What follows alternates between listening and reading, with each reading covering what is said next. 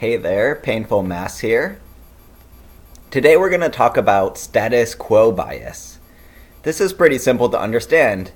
It says that we are biased towards things that keep things the same. We are biased against things that will cause change to happen. The bigger the potential change, the more biased we'll be. As usual, this does not mean that you intentionally make decisions and beliefs that keep your life the same. It is unconscious. You won't know that you're doing it. Also, like usual, this bias is tied to lots of others. I think this one more so than usual. Suppose, for instance, that you're married or have been living with a partner monogamously for many years. Suppose for some reason the relationship turns sour and everyone around you seems to think that it is best that the two of you go your separate ways. I don't know, maybe abuse starts to happen or something, maybe not that severe. Despite there being very legitimate reasons brought to your attention from several sources, you will probably rationalize them away.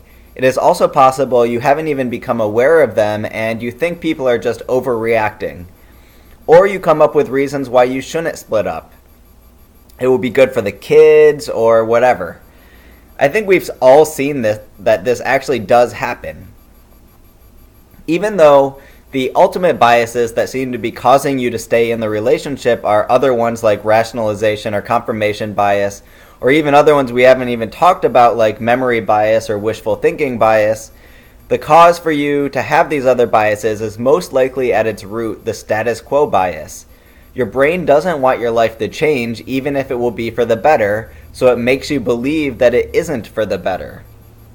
Let's talk about a related concept to status quo bias. Loss aversion is a principle from economics that says people prefer avoiding losses to acquiring gains. Most marketing campaigns know about it and try to play right into this. It is tested in experiments by asking people questions along the lines of, would you rather get a $10 discount or avoid a $10 surcharge?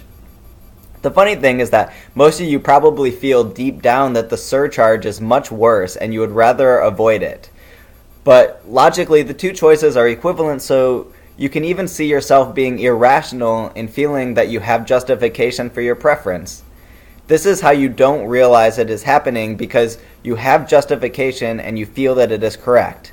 Shaking that feeling is nearly impossible when bias takes effect, even when the reasoning is pointed out to you. I should point out that loss aversion is just a principle and some experiments seem to confirm it and others not so much, so no need to point this out to me if you're up to date with the literature or something. All this probably means is that there are some hidden variables that have to be controlled to get at what is really going on. Maybe loss aversion only works on small differences or large differences or any number of things that were in one experiment but not in the other. Anyway, let's get back to the status quo bias. I think it is so obvious how this could affect religious people that I don't even need to point it out, but I will anyway. People don't want to leave their religion. And I mean this in a subconscious sense. This would mean change. And like I pointed out last time, there basically doesn't exist a bigger change that could happen to someone than losing their faith. The bigger the change, the more strong this bias is going to be. Really, this is one of the key reasons this bias is in this playlist for why intelligent people stay religious. Take any of the standard arguments for a religion or the existence of God. Every single one of them has major holes in it, and the people that believe them are not dumb for not realizing it. They aren't. I used to think this, but they just aren't. In any other circumstance, they would see the hole and agree and change their mind. But the status quo bias is incredibly powerful in this instance, and it just causes people to be blind to things that they would otherwise see and understand. So, next time you try to make an argument for your religion, I strongly suggest you hold off for a second and think to yourself that you might be blind to some obvious problems due to the status quo bias. You'll probably come to the conclusion that you aren't, but when it doesn't convince anyone, maybe think about that for a bit. Thanks.